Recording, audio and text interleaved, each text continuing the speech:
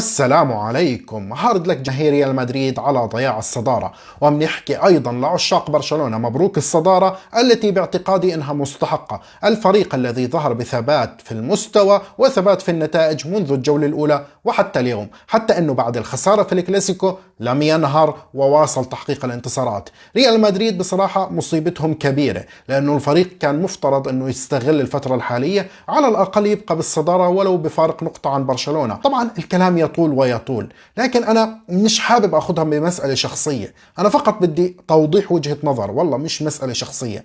للناس اللي كانت تهاجمني وعملت حملة سواء على الفيسبوك على تويتر وتبعت لي رسائل وتعمل، يا جماعة انتوا شفتوا بالنهاية اللي حصل؟ يعني انا لو كنت بحكيه من اسبوع اسبوعين واحذر، قبل اسبوعين عن نشرت فيديو عن مشاكل لريال مدريد غطتها النتائج، بجوز من اقل الفيديوهات اللي فاتت عليها الناس ما بدها تسمع الحقيقة، يحكوا لك هاي متصدر يا جماعة في نقطة خطأ، في شيء مش صح اللي بيحصل. طبعا هو لا تستطيع الربط، يعني مش شرط انه اذا اليوم خسر الريال وخسر الصدارة معناته اللي بنحكيه صحيح، مو شرط، لكن بحكي ممكن يكون دليل، فانه ناخذ بعض يعني على الهادي، ما ناخذ المسألة على صدرنا. هذا الشيء اللي بيحصل اليوم، وحكيت لك مش مسألة شخصية، هي فقط لفت يعني للانتباه، انه ناخذ بعين الاعتبار لما نسمع معلومة من شخص انه ممكن يكون عنده وجهة نظر ربما تكون صحيحة. على كل بدنا نتحدث شوي عن مباراة رايو فايكانو، اعذرونا يعني على المقدمة الطويلة، والحديث حيكون عن المباراة بشكل عام، أيضا عن مشاكل الريال بشكل عام،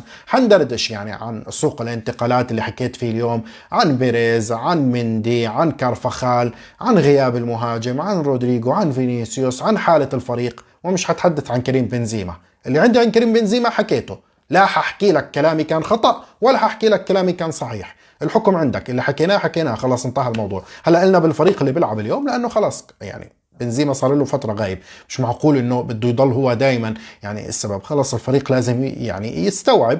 على كل هلا قبل البدايه يعني زبطونا بالاشتراك، مش يعني اذا بتشجع الريال وبتحضر الفيديو بتروح تحط ديسلايك او يعني خلق تفش خلقك في، انا ماليش دخل، روح على انشيلوتي اكتب عنده تغريدات، عندي حط لنا لايك، اشترك بالقناه، زبطنا على الفيسبوك اللايك والشير والمتابعه على الصفحه. طبعا يعني اذا بتشجع برشلونه يعني المفروض تغدق علينا بالعطاء. اما ايضا اذا بتحب تتابعني على مواقع التواصل الاجتماعي وموقع سبورت 360 عربيه، كلهم بتلاقيهم في وصف الفيديو في اليوتيوب، شوف عليه.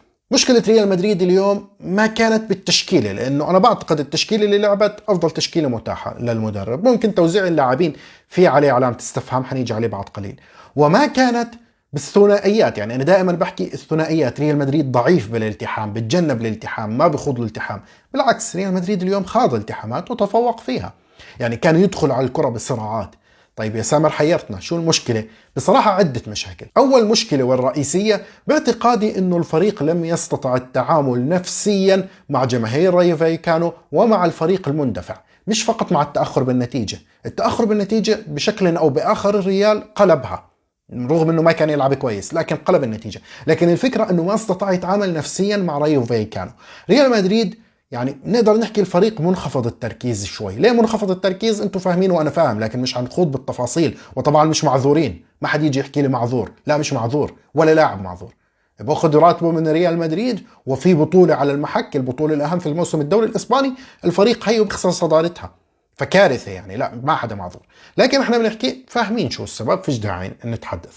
المهم ريال مدريد فقدانه للتركيز بيؤدي الى قرارات عشوائيه، هذا الامر بخلي الضغط اللي بيمارسه رايو فايكانو وهو ضغط عالي وصارم بستة لاعبين في ملعب ريال مدريد مع التحام مباشر مع كل لاعب من الريال، يجعل المباراه معقده على الريال. انا عندي قرارات فرديه خطا، وعندي غياب بتوني كروس بوسط الملعب نوعا ما شوي مؤثر علي، وعندي فوق ذلك يعني لاعبين مش بالتركيز الكافي، فيصبح ريال مدريد رهين لرغبة رايو فايكانو متى يتراجع لوسط الملعب.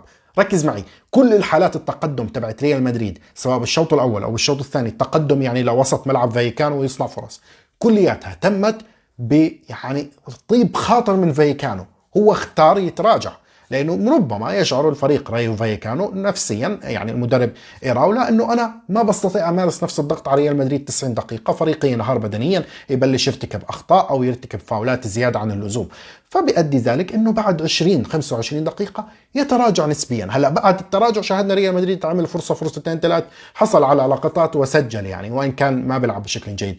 لكن بتحدث باختيار فايكانو. القرارات الفردية هون في نقطة كبيرة جدا.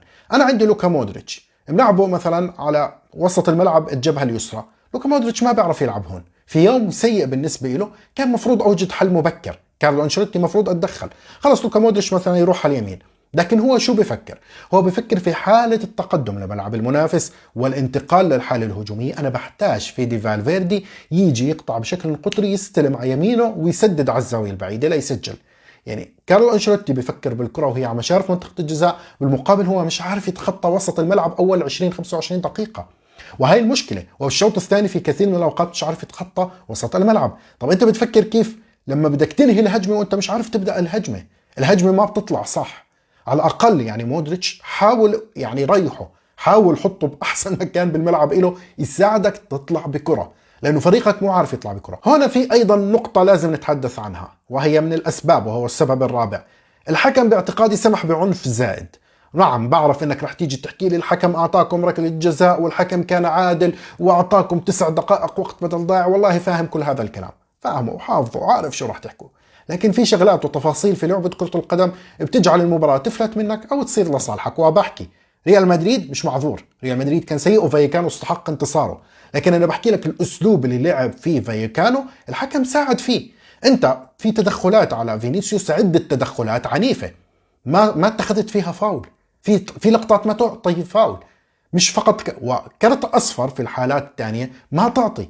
في لاعب دهس قدم كارفخال بشكل متعمد وما اعطيت كرت اصفر، بالمقابل فينيسيوس يدوب حط رجله جنب اللاعب رايو فايكانو اعطيته اصفر. هاي الحالات يعني هاي بنقدر نحكي بتساعد الفريق اللي بيلعب بهذا الاسلوب المندفع وبشده وبحده وبالضغط العالي انه يطبق افكاره بشكل اوضح. لا أقول الحكم تعمد ضد ريال أو شيء، لكن بحكي هذا اللي حصل في أرض الملعب. وأكرر لا يعني ذلك أنه فايكانو ما استحق وريال استحق هزيمته شو ما كانت النتائج. أنا بحكي لك شو الأسباب، واحدة من الأسباب ذلك، لكنها مش السبب الوحيد. هلأ بدنا نتحدث. أنا بتعرض لضغط عالي، عندي لوكا مودريتش على الجبهة اليسار بيوم سيء فخسرته، أنا لوكا مودريتش خسرته. تشاوميني لاعب يعني ارتكاز بيستلم بيسلم، مش لاعب اللي يعني مبدع زي توني كروس يطلع بالكره. في دي فالفيردي محيده شوي على اليمين. هلا صفى حلي الوحيد اني اطلع بالكره، كره ساقطه على الاطراف خلف خطوط الضغط لم تكن تاتي، ولو اتت هون تاتي المشكله. تعامل كارفخال ومندي مع الكرات كارثه، فضيحه مش كارثه.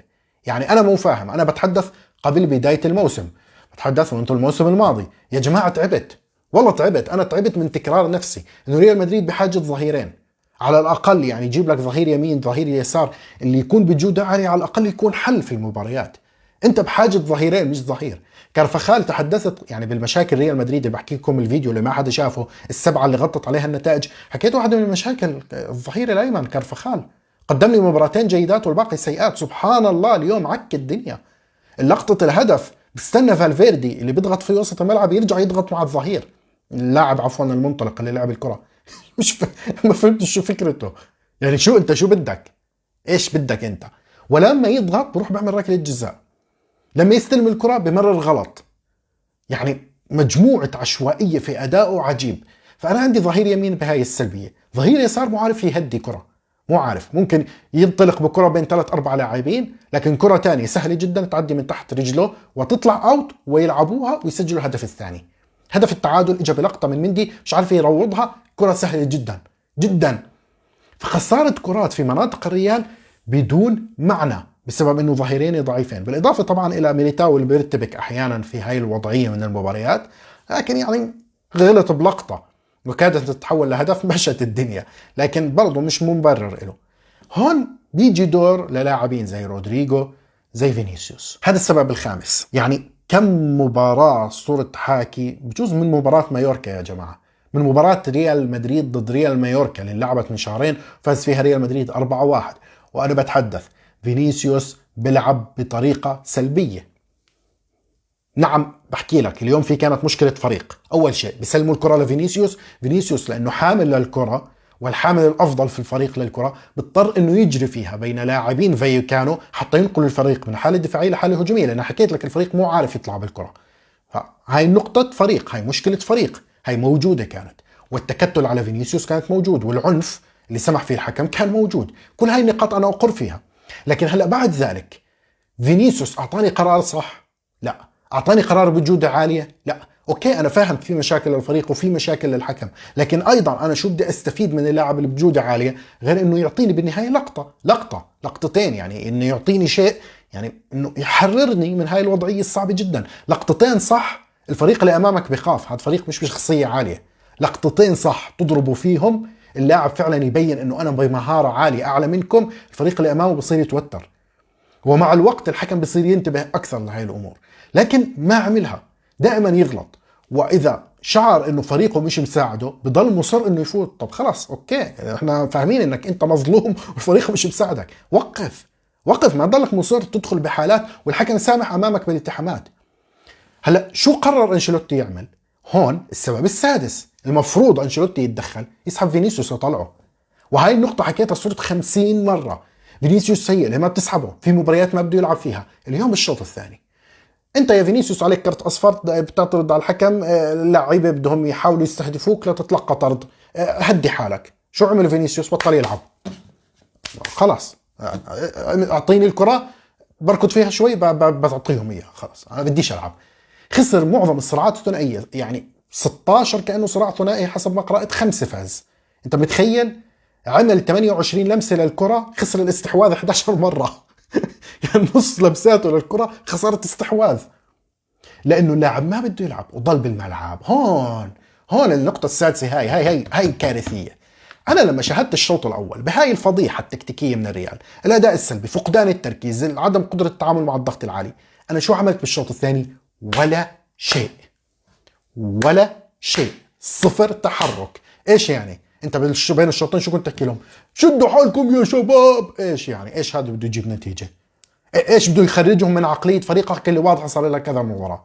تصرف، انزل بلاعيبه ممكن يكون عندها رغبه تعطيك. ايدن هازارد على الدكه، ليه ما بتلعبه؟ مشكله شخصيه بينك وبينه؟ يا حبيبي هاي الشخصيه بينك وبينه ببيت اهلك، مش بريال. ريال حاليا بتضرر.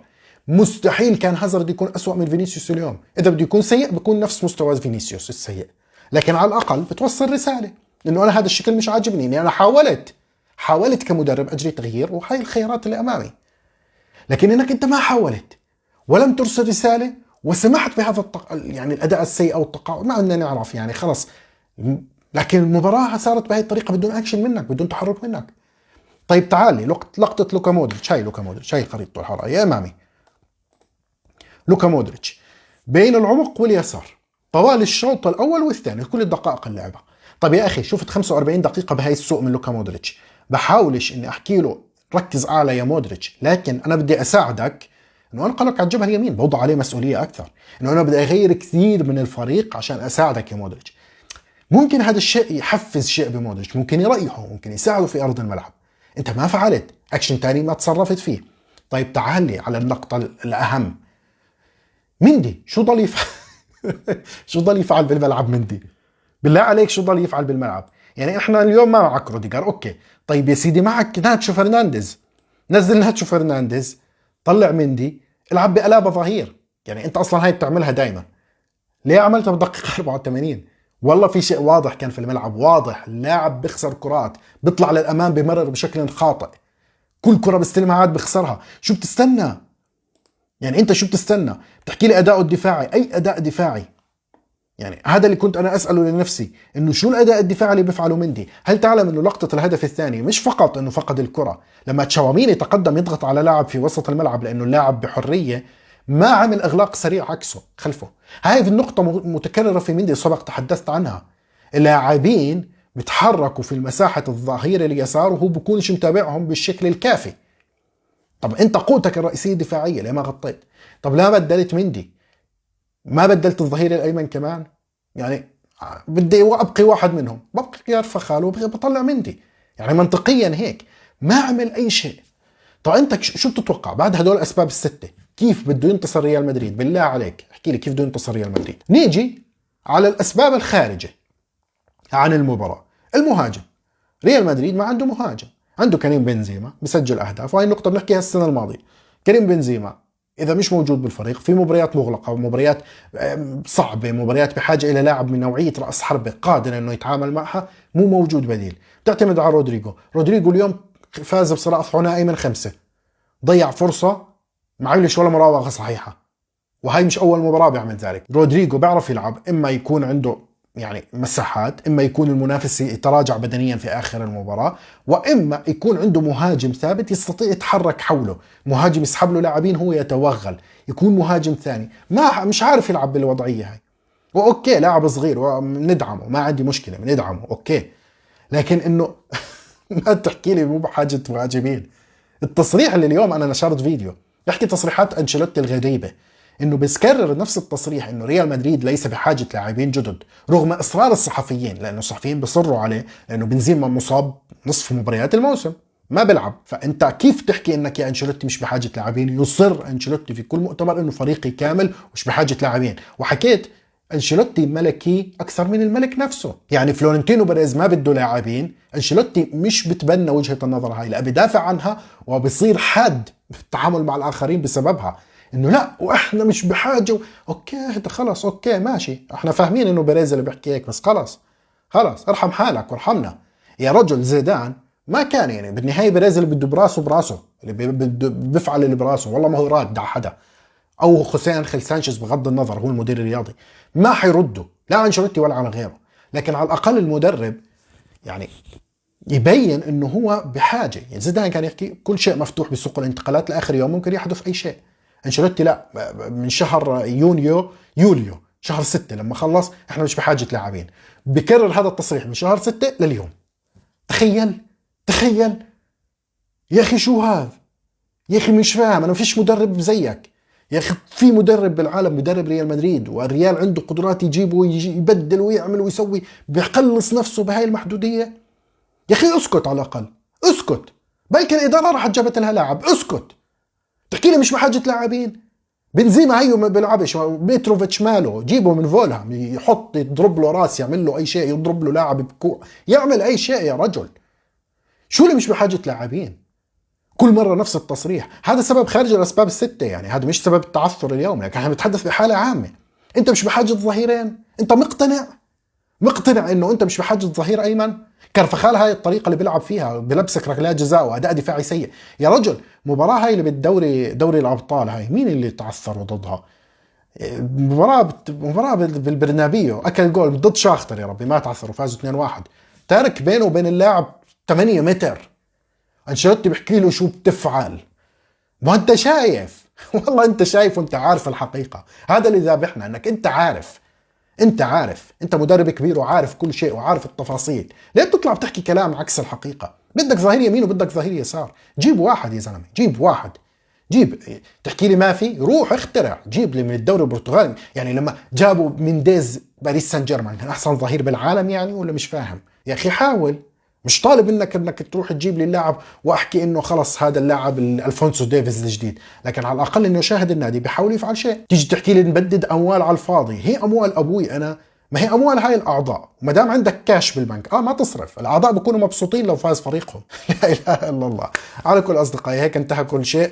بدي اترك المايك معكم لتكتبوا لي رايكم بالكومنتات تحت. شو رايك اسباب تعثر ريال مدريد اليوم؟ انا ذكرت لك الاسباب السته بالتدرج، وانا هناها بالحديث العام. ما تنسى تشترك بالقناه، تساعدني نشر الفيديو، اتزور موقع سبورت 360 عربي، واحكي لكم سلام.